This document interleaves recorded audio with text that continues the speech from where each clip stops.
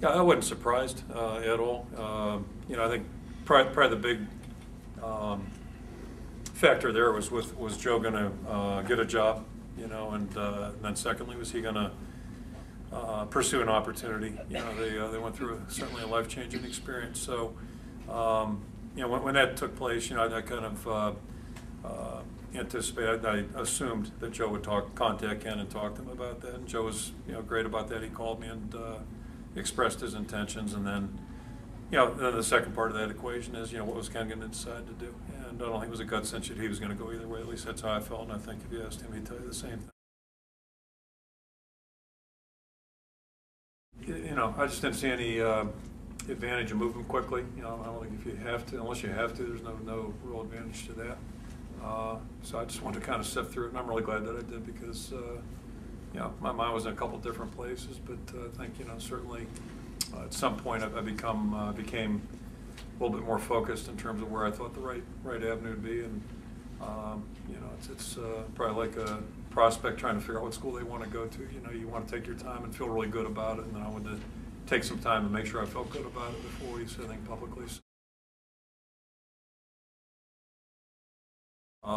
Match right now, and I think Reese will be a great fit with that group. It's a very young group right now, as you well know. It's probably the least experienced team or group that we have on our football team, and I've seen Reese work with groups like that before with our offensive line. Just look back a couple of years ago, the job he did after the 2009 season with that group. I thought those guys really played well a year ago, and Reese, to me, Reese, as I said, he's a builder. He's a guy that really, I think, builds players up, helps them develop in a really positive way, and it's going to be we got our work cut out there. But no, it's fair to say he was a little surprised on that one, but I guess I got some executive privilege.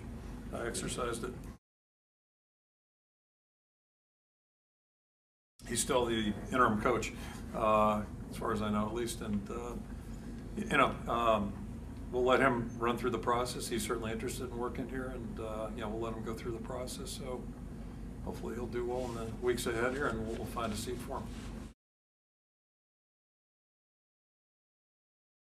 Yeah, we're open to anything right now. Anybody that's out there that's has a chance to really help our football team, and we're open to anything. So he's got a pretty good job right now. Could have been a little better, but he's got a pretty good job where he's at, and we're really happy for him. You think highly of him, though. Do you try to coax him out of New England and get him back there? There here? are a lot of guys I think really highly of. There are a lot of good coaches out there, and one thing I'm pretty sure I'm really confident this will. We're going to get a good guy. We want to move Reese, that's for sure. So, I think we'll be fine there. Kirk. I'm not looking at it that way. I just, college football, there's no way to predict a lot that goes on. And, some places it's a little bit more predictable, but I could give you examples of places where, boy, you'd say, hey, it's pretty predictable. This team should be in the top 10. And I can show you examples where they should, ended up with a losing season. So that's part of college football, and I think every year you start new. And it's a new challenge, certainly. And, if the staff factors into it, which this year it does, more so than years past for us, it's a